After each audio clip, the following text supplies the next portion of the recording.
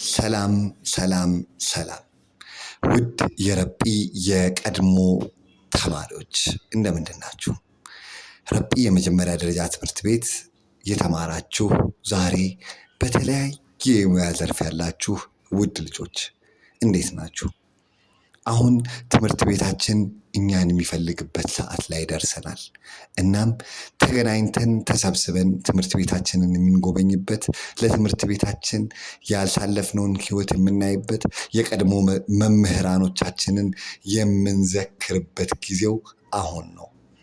ኑ ካላችሁበት ተሰባስበን ካለንበት ሁሉ ተሰብስበን ይህን ታሪክ የምንሰራበት ጊዜ ደርሷልና እባካችሁ ኑና ትምህርት ቤታችንን እንጎብኝ። በቅርቡ የተዘጋጀ ፕሮግራም አለና ሁላችሁም እንድትገኙ ጥሪዬን አቀርባለሁ። መልእክት አስቀምጡልን። በቅርቡ እንገናኝ።